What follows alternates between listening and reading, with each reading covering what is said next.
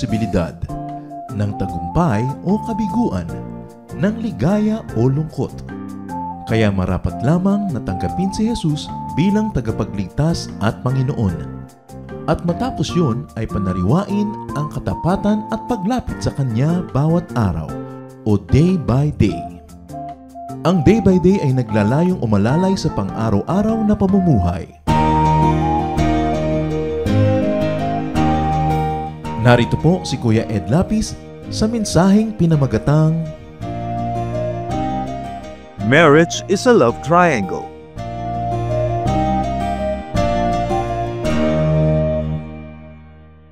The three persons in the marital configuration are all very interesting.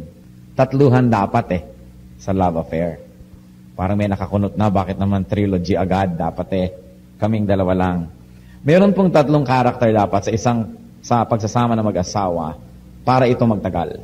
At hindi lang magtagal, ito ay maging maganda, makulay, mabulaklak. Unang-una, of course, not necessarily in order of importance, is man. The man, the male part of the marriage. In Genesis 2:18 in the Bible, the Lord God said, "It is not good for a man to be alone. So I will make a helper suitable for him." So the first person in this whole partnership is man. And of course, the second person is the woman. That's why in the first marriage that the Lord Himself authored in Genesis 2:22, then the Lord God made a woman from the rib that He had taken out of the man, and He brought her to the man. So dalawa na. And you would think kompleto na yung marriage. Meron pa po. The more important part of this partnership is God Himself. Marami pong mga marriages ngayon nagkakagulo kasi yung babae lang at lalaki, hindi nila naisasali ang Diyos. Pag gumagawa ng mga desisyon, sila lang nagde-decide. O yung babae lang, o yung lalaki lang, hindi kasali ang Diyos. O kaya lumalabas sila sa mga kautusan ng Diyos, kaya nagkakagulo. If we're going to review all miseries of husbands and wives, mostly they come from leaving God out. Except if they were very godly but going through trial, which is another story. So ang Diyos is the third person in marriage. Dahil unang-una, siya ay creator. There could have been no marriage without creators, without the Creator Himself. So Genesis 1:27, so God created man in His own image. In the image of God He created him. Male and female He created them. As Creator, God is the author and sustainer of the union and the marriage of man and woman. So Matthew 19:6 in the New Testament, it says here about people who are married, so they are no longer two, but one. Therefore, what God has joined together, let man not separate. So ang Diyos pala ang nagtatali ng kasal ng matrimonyo. Ang Diyos mismo, wala nang iba. And God, because He is authority and above all authority, sometimes can be represented by legal personages or by religious leaders. And these are the ones who complete the signing of the documents. So a man, a woman, and a religious leader or a legal civic government personage representing the economy, the power, the system, the government of God. So, man, as we see here, was made in God's image. Ang ganda-ganda po ng sequence ng thought. Pagka pinag-aralan natin mabuti yung Genesis, God created man in His own image. And then He says, male and female, He created them. So man is part of God's image. Woman is another part of God's image. But man and woman together in matrimony gives you an image of God's unity and completeness. In other words, sabi nila, a man doesn't find completion until he finds his missing rib. It may be very poetic, and up to a great extent it can be true, but of course it's not absolute. However, what we're saying is, man was made for woman and woman for man. To the point, sabi nila, magkaiba. Yung lalaki daw, mostly, umaandar intellect, yung women, intuition. Kahit magkatabi sa upuan yung babae at lalaki, magkatugma. Di po ba? Yung mga lalaki, maliliit ang hips, babae mas malaki. Yung lalaki naman, laki-laki na shoulder. Ang babae naman, maliit ang mga shoulder. Subukan yung pagtabihin ng dalawang babae, siksikan masyado. O dalawang lalaki, for that matter, hindi mo malaman kung saan dadalhin yung balikat mo. Kahit sa ganong configuration, talagang alam natin, they were made one for each other. And it is in the partnership of man and woman, in the context of marriage, that humanity finds completion. To the point that literally, man is one half and woman is one half. And only when they join together, is another person born, thus they become one. One in spirit, and also genetically one, because the other one is only one half.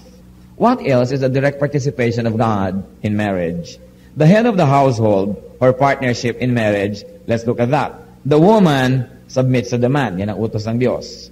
Alam ko maraming Pilipina nahihirapan sumunod sa utos na yan ng Diyos. Sabi nila, totoo naman, yung lalaki naman talaga ang ulo sa aming tahanan, kaya lang ako ang leeg na nagpapaikot sa ulo na yan. But the point is, sabi sa Ephesians 5:22, wives, submit to your husbands as to the Lord. Pag may ikinakasal, nakikita natin, isa po sa mga paboritong mga symbols, belo.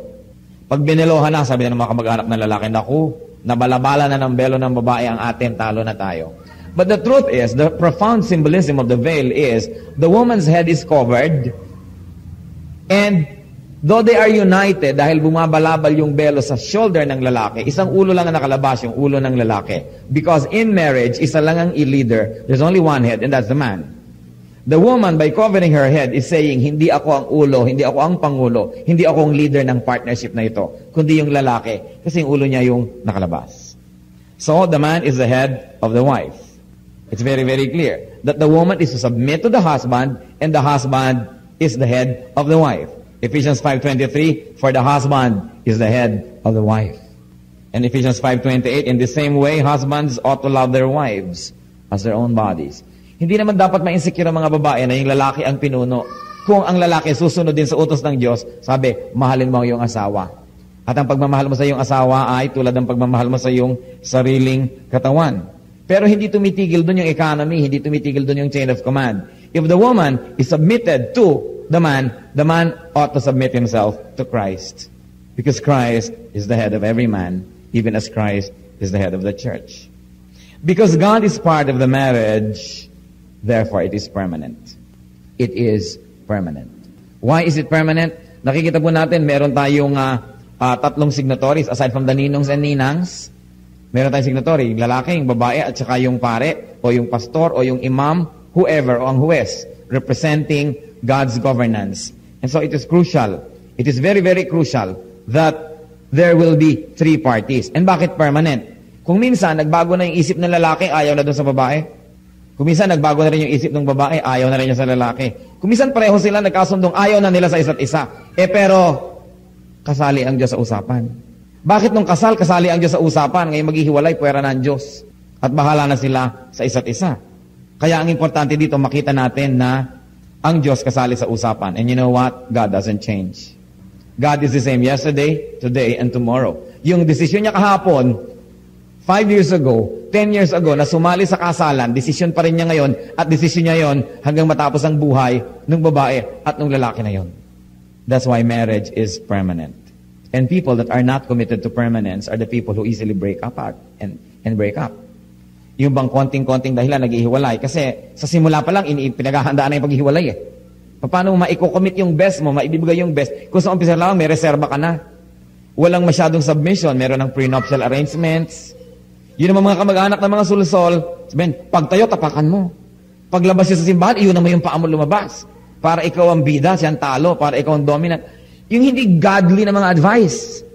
Dapat ang ina-advise natin, surrender to each other because in love, both of you are captives of each other. Nobody should really win. Pero ay tinuturo ng iba, ikaw manalo. Yung kabilang partido, yun din ay ituturo. So all throughout life, there's an adversarial relationship between husband and wife. Nagiging contest. And when it turns to be a contest, people become very, very selfish. Siyempre, contest na yun eh. Kaya dapat po natin isipin that marriage is permanent. And marriage is not a contract. Because God is there, marriage is not a contract. Nakalagay sa papel, marriage contract. Dapat palitan yon. Marriage is not a contract. It is a covenant. Ano ba yung contract? Sa contract, dalawang partido. Gawin mo yung parte mo, gagawin ko yung part ko. Pag hindi mo ginawa yung part mo, pwede ko na hindi gawin ang part ko. So, hindi ka naman nag-entrega, so hindi na ako magpatitimpla ng kape mo. Hindi ka naman nice, so hindi na rin ako nice. Hindi ka naman mabait, so hindi na rin ako mabait. Pero, contract yun eh. Parang supplier. Hindi ka naman nag-supply, hindi ako magbabayad.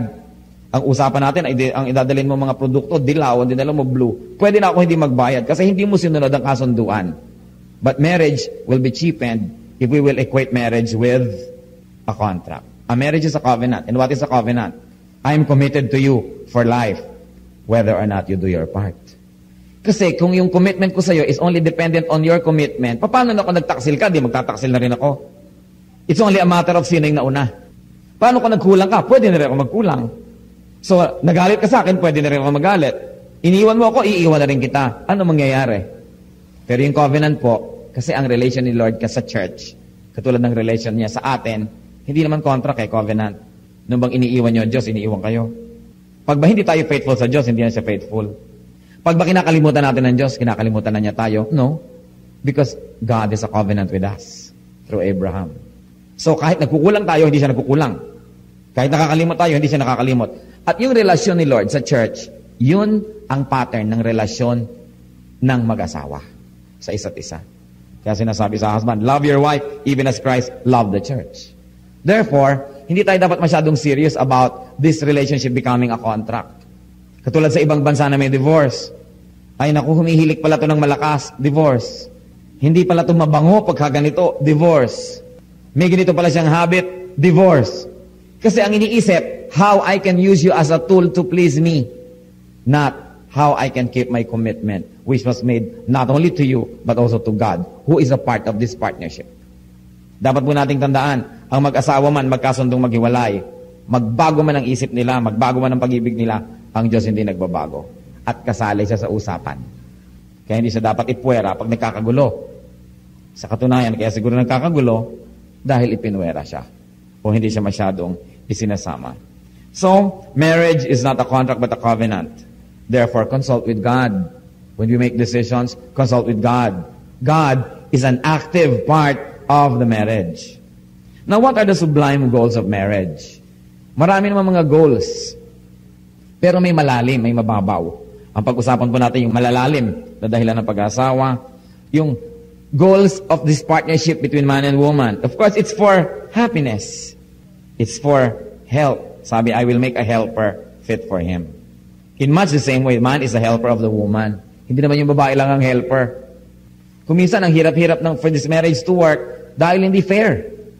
Nung araw na ang mga lalaki lang nagtatrabaho sa labas ng bahay, ang mga babae nasa bahay full-time, although hindi sasabihin dapat na walang trabaho. Ano, hindi ba trabaho yung maging tubero sa bahay, maging nurse, maging janitress, maging cook, maging lahat-lahat? Sasabihin kasi iba, wala naman akong trabaho. Ano akala nyo sa ginagawa nyo araw-araw sa bahay, hindi trabaho? Yan ang trabaho, walang sweldo. Pero may trabaho. Pero dapat yung mas maging tender na yung mga men with the women, hindi katulad ng mga nauna natin generation na parang mga si Julius Caesar, ang mga asawa. Kung minsan pareho naman kayong working, pareho kayong nasa labas ng bahay, hirap na hirap. Pag uwi, ang babae pa ang dadaan sa supermarket o sa talipapa, wherever. Siya pa ang magluluto. Habang naku, siyempre, nanonood naman ng TV, nagpapahinga naman si lalaki. At pag dulog, hain na hain naman itong babae. Pagkatapos, tayo na naman uli ang lalaki at manonood na naman ng TV habang ang babae ligpit ng ligpit. At kung walang mga katulong, nagbababad ng labada o namamlansya ng isusuot bukas, siyempre, nakahiga na si mister. Huy, halika na. Nagyayaya na naman. So, hindi na matapos-tapos yung babae. Ang sabi ng Panginoon sa lalaki, love your wife as you love your own body. Napakahalaga. Mabuti ng mabuti kung full-time housewife, kung minsan hindi na uso ngayon yun because of the needs ng pamilya, parehong merong trabaho. Therefore, dapat nagtutulong. Hindi na babawasan ng pagkamacho kung naghuhugas ng plato. Hindi na babawasan ng pagkalalaki kung nag-aalaga ng bata. Noong mga tribal times na yung mga babae mag-aalaga ng bata dahil yung lalaki may hawak na si bat dahil baka sila sugurin ng kabilang tribo, yun, huwag ka mag-alaga ng bata pero hindi mo na kailangan manibat. Pwede na. Kaya napakahalaga po yung ganun yung nag-evolve na definition natin ng relationship. Actually, hindi naman kailangan mag-evolve Balikan nyo lang yung tinasabi sa Bible. Kaya lang napakalayo natin kumisan sa sinasabi ng salita ng Diyos. Kumisan tayo napaka-relihiyoso pero malayo tayo sa salita ng Diyos. Religiosity and spirituality are seldom the same. And it's very important to go back to the basics of what the Bible teaches us. So that's a sublime goal, to be happy. And another sublime goal of the partnership is, of course, procreation, raising up a family. To populate the earth, not with just earthlings, to populate the earth with worshipers. Bakit ba nilikha ng Diyos ang tao? Para siya worshipin. So dapat, habang pinaparami ang tao sa planeta, dumadami ang worshiper. Therefore, it becomes a divine obligation of man and woman, husband and wife, not only to raise up children, not only to raise up intelligent children, but to raise up godly worshipers. It's important. If you don't win for Christ the youth, early on, they can become your enemies tomorrow. And the gravest enemy can come from your very own household. That's why we've got to go back to the very basics of what God's Word teaches us. What about man and woman with God? Kanina kasi man and woman lang eh. Ano ba yung goal nila together? Now, man and woman on one part and with God. Ano ba yung goal? The goal of marriage is worship. Bakit ba binigyan si Adan ng babaeng makakasama? Para makatulong sa kanyang pagmamanage ng resources ng planeta, para makasama niya sa pakikipag-fellowship sa Diyos, para makasama niya sa worship. It's very crucial. What else? Man, woman with God. The higher goal of marriage is righteousness and holiness. Bakit? Sabi ni Paul. Si Paul kasi single eh. Sabi niya, well, yung mga gusto sa inyo mag-serve kay Lord nang wala ng mga iba pang aalalahanin, I suggest you stay single. But, sabi niya, if you are aflame with passion to the point that you will commit sin, marry. Ibinigay yung institution of marriage para yung ating very legitimate physical needs and physical desires may be met. Wala nang excuse ang isang taong may asawa na humanap pa ng physical pleasures outside of the marriage, kaya nga siya binigyan na ng asawa. It's already a perversion of God's design when any part of this partnership begins to look for physical fulfillment outside of marriage. Sa Leviticus 11:44, sabi ng Panginoon, I am the Lord your God, consecrate yourselves and be holy, because I am holy. So isa yan, higher goal, worship, righteousness, holiness, and also fellowship. Fellowship with God. Man and woman together, fellowshipping with God. Hindi yung woman lang ang fellowshipping with God. Dito sa ating bansa, merong kakatuwang hang-up ang maraming kalalakihan na ang relihiyon pambabae. Kaya magpupunta sa church ang buong pamilya, pagka masermon, nalabasan ng lalaki, maninigarilyo sa labas. Merong mga padasal-padasal ang mga pamilya, pag magdadasalan na, maglalabasan na yung mga lalaki, ang matitira yung mga babae at bata. Parang ibinibigay natin yung spiritual leadership sa family sa babae. Hindi yun ang utos ng Diyos. Ang inutusan ng Diyos na maging spiritual leader ng pamilya, yung lalaki. Society is in disarray because men and women are abandoning their God-given duties and positions. So, man and woman together should fellowship with God through prayer, through devotion, through service. One of the deepest ways to fellowship with God is to do His work side by side with Him. Kung minsan iniisip natin, paano ba ako makikipag-fellowship sa Diyos? Paano ba kayo makikipag-ulayaw sa Diyos? Naroon ang magdasal, naroon ang manahimik, naroon ang kumanta. Lahat yan maganda. Pero wala pong mas malalim na paraan ng pakikipag-fellowship sa Diyos kesa gawin mo yung trabaho ng Diyos. To seek and to save the lost. Para yung mga ibang working mothers, hindi sila naiintindihan ng mga anak nila, so sometimes dinadala nila yung anak nila sa office o sa workplace. Because once they get to the workplace, the children begin to understand what their mothers do outside the house. And because of that, they have familiarity with what she does, mas naiintindihan nila.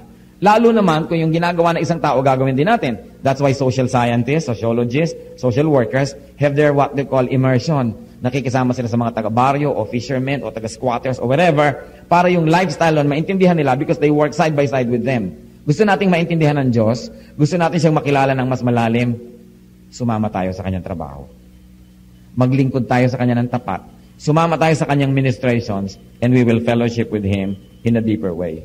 Not all religious services are godly services. Kaya kailangan, hihiwalay po natin yung religion from spirituality. Yung iba naman, habit na lang. Yung iba na lang, nakasanayan. Yung iba aattend ng religious services para lang umattend ng graduation o laureate o whatever. Nandun lang sila dahil sanay nang nandun. Pero pag uwi, tanungin mo, anong natutunan mo? Ewan. Tungkol sa Diyos. Walang masabi.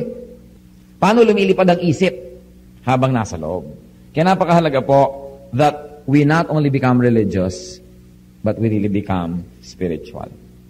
That we should know God. That we should know the Bible more. Ignorance of the Bible is ignorance of God. Because what we ought to know about God is revealed in His holy word. And then, ultimately, what is the final goal of this partnership between man and woman, and then between these two and God? Eternal life with Christ. Yung pag-aasawa is a sample of completeness. Di po ba kulang nga yung lalaki, kulang yung babae, so the Lord deemed that they should be together in marriage para maranasan naman nila, sample pa lang, parang patikim, yung ibig sabihin na maging complete. And that is meant to to make man and woman long for the real and deeper sense of completeness, and that is eternity with God. Kung nasasarapan kayo na may kasama kayong asawa, dapat yun lalong maging dahilan para tayo maghangad na makasama natin ang Diyos. Kasi yung kapwa mo lang tao na may pagkakamali, may pagkukulang, masarap kasama. Yun is meant to tell us what we're missing, na lalo naman ang Diyos. Kaya yung pagsasama ng mag-asawa is meant to prepare them for eternal life. Eternity is very important. At pagka ang pareho ang mag-asawa may eternal life, they know that they are under the grace of God through the Lordship and Saviorship of Jesus. They know, kahit mamatay yung isa, mauna yung isa, medyo masakit, but you are not hopeless. Dahil alam nyo, makikita kayo muli. At sa pagkikitang muli na yon, ano ang mangyayari? Hindi lang siya ang makikita mo, all the saints and God Himself. Marami pong mga tao pag nawala ng asawa, talaga namang parang pinagtakluban ng langit at lupa. Parang nawala na ang lahat-lahat. Yung iba nagagalit pa sa Diyos, nagtatampo sa Diyos. Samantala, ang dapat natin gawin, kung sakaling nawala yan, magpasalamat tayo, kahit sandali, nakahiram tayo sa Diyos.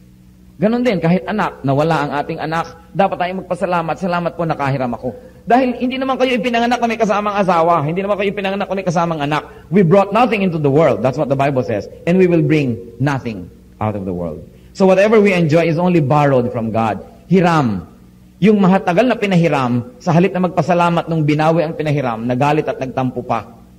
Kaya dapat po iniisip natin yun. Kung nagkakaroon ako ng very special joy and sense of completeness dahil may asawa ko, ano pa kung si Kristo ang aking kasama?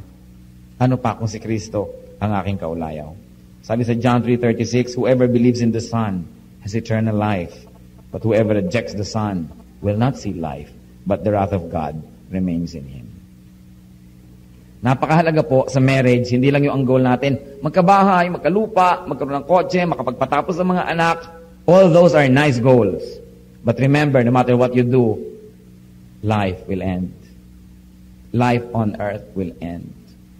Kung nung araw nag-aaral kayo, pinaghandaan nyo ang magiging kurso nyo, nag-invest kayo ng panahon sa pag-aaral, pagkatapos pinaghandaan nyo rin ang pag-aasawa, yung iba nag-save, talagang gumawa nito at gumawa niyan para maging handa, di lalo naman dapat natin paghandaan yung walang katapusang eternity.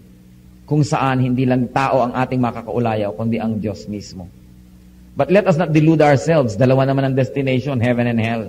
Hindi ko may namatay, ay kasama na siya ng Diyos. Hindi natin pwedeng sabihin yon decisively. Kumisan alam natin pampakonsuelo lang para lang na yung mga sugat ng ating puso ay medyo maghilom. Pero alam natin na may impyerno at may langit na dapat paghandaan. One of the best things na pwedeng ipundar ng mag-asawa, hindi bahay, hindi lupa, eternal life. Para sa kanila at para sa kanilang mga anak. Para sa lahat ng mga tao na i-impluwensya nila. So marriage is for man and woman, but it is also for God's glory. So glorify God in your marriage.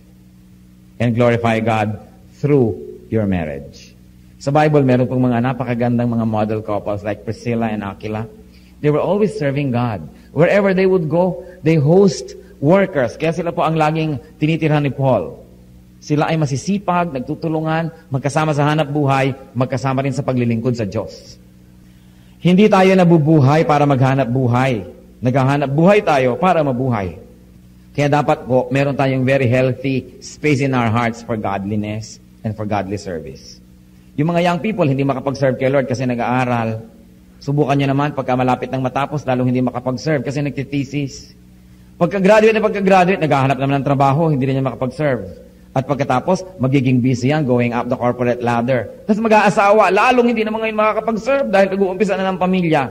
At pagka ngayon naglakihan na yung mga anak, hindi rin makapag-serve dahil eto, nag-aalaga na ng apo. Kailan pa kayo maglilingkod?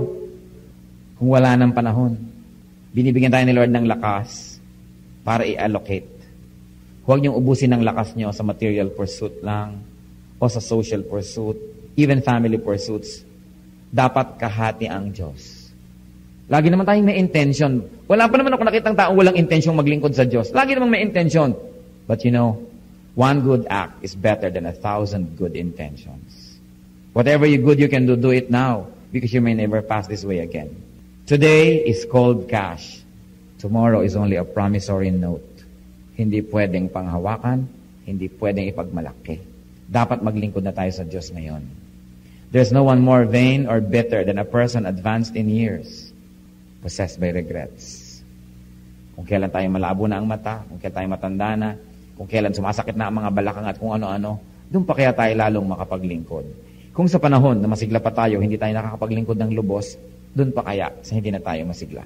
Hindi ko po gusto naman na ipahiwatig na hindi kayo naglilingkod. Mabutit wala naman akong kaalam-alam sa inyong mga personal lives, kaya hindi ko kailangan magpreno dahil hindi ko naman sinasadya ang salita ng Diyos, bato-bato sa langit, ang tamaan ay buti nga. Siyempre, we listen to God's word not only to be entertained, but definitely, ang salita ng Diyos mirror, and we should see our true reflection so that we can continue to ask God to complete the good work that He has begun in us. God is permanent. Therefore, marriage is permanent. Kung katabi niyo asawa niyo, pwede niyo bang ulitin yun? Marriage is permanent. With feelings, dapat. Hindi parang marriage is permanent, sayang. Marriage is permanent. At saka ang marriage din po, Pacquiao, hindi pwedeng pumili. Pacquiao. Yung buong tumpok, yun na yun. May malaki, may maliit, may bulok, may hindi maganda, may hindi maganda. Hindi pwedeng pili. Alam niyo yung mga naglalaro ng apoy? Kasi gusto pili. Gusto nila yung pagiging domesticated ng wife nila, pero gusto naman nila yung kung anong katangi, anong wife ng kung sino. At gusto nila yung katangi, anong kung sino doon. Gusto nila kunin lahat yon, kaya nagkakagulo-gulo. Walang pili, yung tumpok nyo doon lang. Yun na yun. Kaya, dalawang bagay lang naman ang kontento eh. Di po ba? To get what you want, or to get what you like, and you don't get it, to like what you got. In both cases, that will lead to contentment. Sabi sa Bible, there is great godliness in contentment. So kailangan po matuto tayo maging kontento. Count your blessings. Count your blessings. Many people are continuously looking for Miss Right without bothering to become Mr. Right.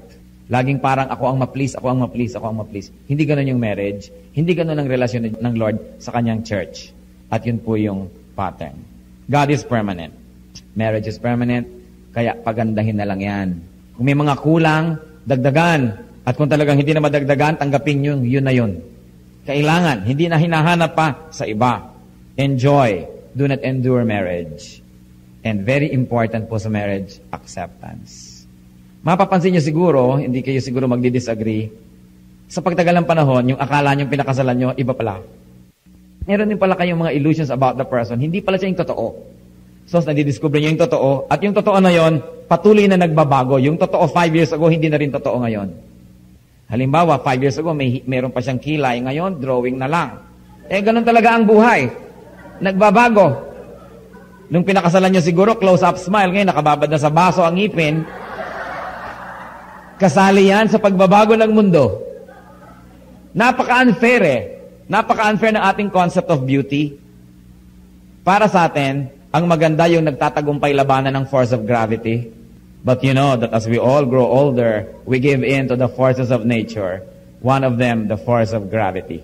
So parts of our anatomy begin to sag here and there. Kasali yon sa tinatanggap. Nakaka-oppress kasi yung mga lalo sa mga babae na kailangan laging magpa-stretch ng mukha, magpa-kung ano-ano. Kaya kung minsan tuloy, sabi mo, ang ganda-ganda naman ng dimple mo. Hindi, pusod ko yan. Doon na pala nakarating ang facelifting. Tuloy, kahit tawa na malakas, hindi na makatawa dahil mapipilas ang pisngi. Di po ba nakaka-oppress? That's why, sa mga kapwa natin lalaki, dapat paalala, pagka, when the faces begin to sag, nagkaroon na ng mga kung ano, kasali yan sa covenant. Kasali yan. Hindi dapat na naghahanap ka na naman kapitbahay mo na banat ang mukha at 14 anyos. Dahil, that is not God's way. Kung minsan, gusto mo yung magandang-maganda yung kamay, paano naman pumangit yung kamay, kalilingkod sa'yo at sa iyong anak. Therefore, magandang kamay yan. Ano po ba yung magandang kamay ng babae? Ang magandang kamay ng babae, yung kamay na naglilingkod sa kanyang asawa at sa kanyang mga anak. Yun ang magandang kamay. Huwag kayong ma-oppress ng Greek standards of beauty. Lalong-lalo, huwag kayong magpapadaya sa standards of advertising. Hindi sila totoo. Kahit yung mga model, takot-takot na makeup at lighting pa ang ginagawa bago kunan niya ng litrato. Huwag kayong magpa-oppress. Meron man dyan totoo bihira. At siguro hindi nag-aalaga ng asawa at anak, hindi nagkukudkod ng mga kawali at mga kaldero, hindi siguro naglilinis sa mga talaba at hindi nagkukusko sa mga banyo. So maganda man ang daliri nun. doubtful kung magaling na kasama sa bahay. Bagamat, hindi naman kapintasan kung nakapaglingkod na kayo, maganda pa rin yung kamay nyo dahil na-maintain nyo. Pero hindi pangit ang kamay na naglilingkod. Yun ang magandang kamay. God is in marriage, so keep marriage sacred. Sabi sa Hebrews 13:4, marriage should be honored by all and the marriage bed kept pure. For God will judge the adulterer and all the sexually immoral. Huwag po kayong magpapadala sa mga pananaw ng sanlibutan. Alam niyo naman, sikat na sikat yung maraming asawa, yung maraming ganito at ganon. Hindi yan. Pag umuulan na ng asupre at kumukulog at kumikidlat at bumubuka na ang lupa, sa Diyos kayo tatawag. Hindi sa mga tagahanga natin, sa ating mga kahangalan. Kaya yung mga sinahangaan, wow, bilib naman ako dyan, dami-dami niyang asawa, yun ang unang tatamaan ng mga kidlat. At pag kayo nanganganib, hindi kayo pwedeng humingi ng tulong doon, sa Diyos kayo tutulong. Kaya bago dumating ang panganib, obey God and live according to God's law. Because we will all face God. As sure as we were born, we will die. And we will meet our Maker. Ang pinakamalaki pong ibinigay sa tao ng Diyos na dapat niyang alagaan ay hindi ang planeta, hindi ang continent, kundi ang kanyang asawa. Some of you are very good fathers, but the first step to becoming a good father is to become a good husband. To become a good husband to your children's mother. Ganon din po yung mga nanay. Napakarami, lalo mga Pilipina. Bilib ako sa mga Pilipina. I have studied so many cultures. Ang huhusay ng mga ina. Pero kumisan sa husay na ina, nanineglect na rin yung mga husbands. So dapat mag-decide din kayo mga nanay, sino bang katabi nyo sa gabi, ang inyong mga anak o ang inyong asawa? Kasi para kumisan mga inahing manok, nakapaligid lahat ang mga ano dyan. Kaya naaapektuhan tuloy yung personal relationship ng mag-asawa. Kaya mag-decide kayo, magiging ina ba kayo o asawa? Tatandaan nyo, asawa muna kayo bago kayo maging ina. At ganoon din po yung mga lalaki. Asawa kayo bago kayo maging ama. Yung mga anak, dagdag lang yan ng Diyos. Kadalasan kasi pag nagkaanak, nawawala na kayo ng panahon para sa isa't isa. Puro anak na lang. Hanggang mamaya sasabihin ng isa, kami naman para magkapatid na lang. Delikado yang magkapatid na lang. Baka may iba nang itinatangi. Kaya kapatid ka na lang ngayon. Kaya dapat hindi nawawala yung passion. Alam niyo ba sa Bible, nabasa niyo na ba yung Song of Songs ni Solomon? It tells you about the intimate relationship between husband and wife. Very, very intimate, very sensuous, but nothing is dishonorable in the marriage bed. Basahin niyo po yun para lalong mabuhay ang apoy at magsiklab ang inyong mga pagmamahalan sa isa't isa. Kaya kailangan ay patuloy ang ligawan. Kasi naman kumisan yung mag-asawa, kung mo asawa na, yung lalaki hindi na siya nagpapakyut. Kung ano na lang, yun na. Yung babae rin, hindi na nagpapakyut. Lagi na lang parang kinulang nakabuyang-yang. Hindi na tuloy panabikan dahil lagi na lamang nakahambalang. Kaya kailangan naman medyo praying hard to get kayo paminsan-minsan. Dahil yung courtship hindi dapat natatapos. You know, courtship must be lifelong. Hindi ko mo sumagot na, naging asawa nyo na, tapos na. Dahil mamaya, you don't bother anymore to look nice. Pag uwi mo sa babae, amoy paksew. Di ba? Yung lalaki naman, gano'n ang itsura. So nawawala na kayo pareho ng gana. Kailangan, obligasyon nyo to keep each other attractive. To keep yourself attractive for your husbands. Nagtataka naman ako maraming wives, very attractive sa lansangan. Pero sa bahay nila, kung kailan nandun yung asawa at katabi ko, ano-anong putik ang nasa mukha, walang kilay, walang ngipin, iba-iba ang nakalagay na baterya sa buhok, hindi mo malapitan dahil di mo alam kung sasabog, mukhang dinamita. Tapos paglabas sa kalsada, ang ganda-ganda. You've got to decide kung kanino kayo magpapaganda, kung sa asawa nyo o yung mga tao sa lansangan. It's very important. It's very crucial. Bakit? The physical aspect of marriage is part of the spiritual aspect. Because God, in His infinite wisdom, created us as body, soul, and spirit. Kasali lahat yon. So glorify God in your marriage. And I pray that as you continue to discover each other, hindi kayo mawawala ng mga bagong excitements in life.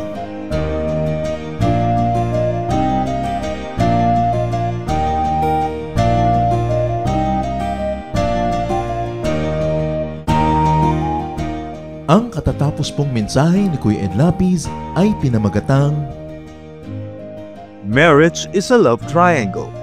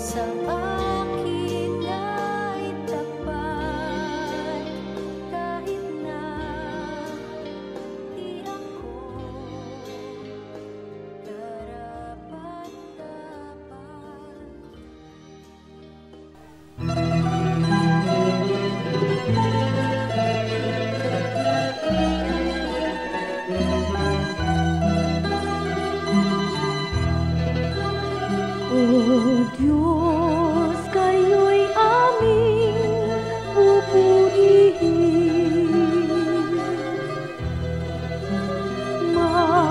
Marapat na ito'y aming gawin. Ang inyong gawa sa amin ay nagmamasdan.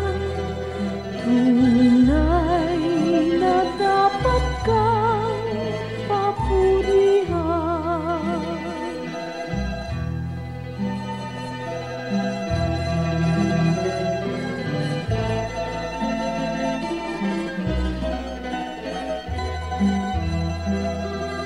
O Diyos, kayo'y aming sinasamba. Tunay na Diyos kayo't walang iba.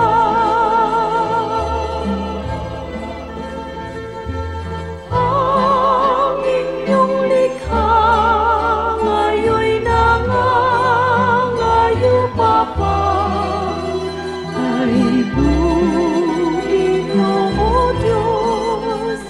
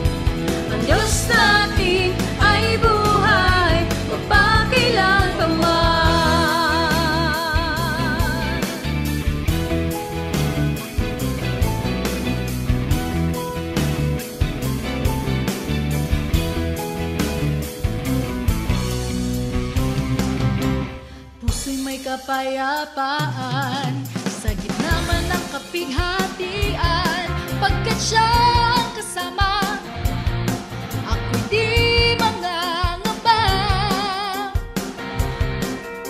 Purihin ka, O Diyos, kataas-taasan, purihin ka, Jesus, magpakailanman. Siya ang Alpha at Omega, makapangyarihan. Ang Diyos na bibuhay, ang Diyos na bibuhay, ang Diyos natin ay buhay, magpakailanpaman. Ang Diyos na bibuhay, ang Diyos na bibuhay, ang Diyos natin ay buhay, magpakailanpaman. Ang Diyos natin ay buhay, ang Diyos natin ay buhay, ang Diyos natin ay buhay, magpakailanpaman. Ang Diyos natin ay buhay, ang Diyos natin ay buhay, ang Diyos natin ay buhay, magpakailanpaman. Ang Diyos natin buhay, siya ay buhay. Ang Diyos natin buhay, ang Diyos natin ay buhay, magpakailanpaman.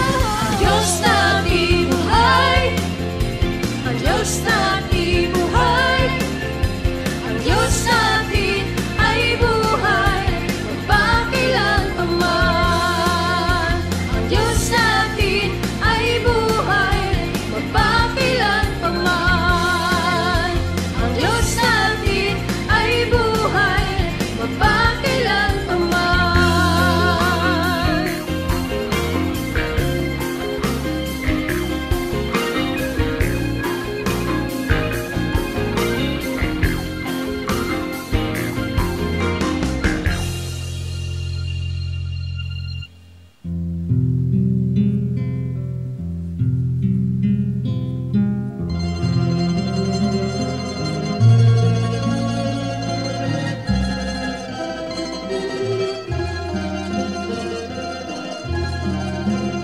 Nagdaan ng kahapon, iniwan ang layon, subalit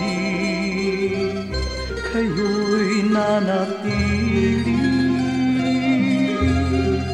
Ako'y piring man sa bukas, tadhana'y lumipas, panatag sa inyong kandili. O Jesus, sa ulayaw, hatid sa kibuhay, magkapay sa paglalakbay. Kaibigan kang tunay, dagli ang karamay, kailan may di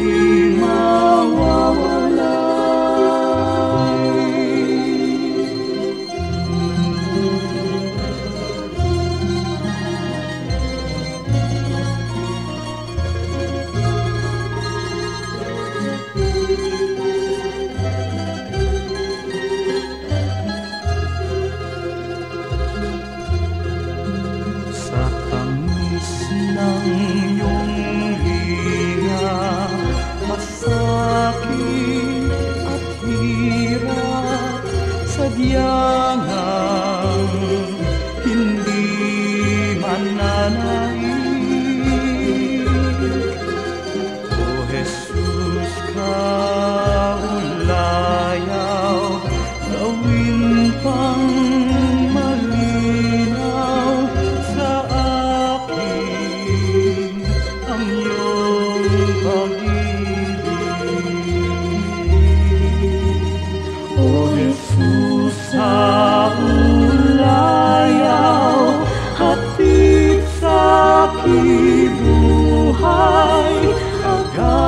agapay sa paglalakbay. Kaibigan kang tunay, dagli ang karamay, kailanman di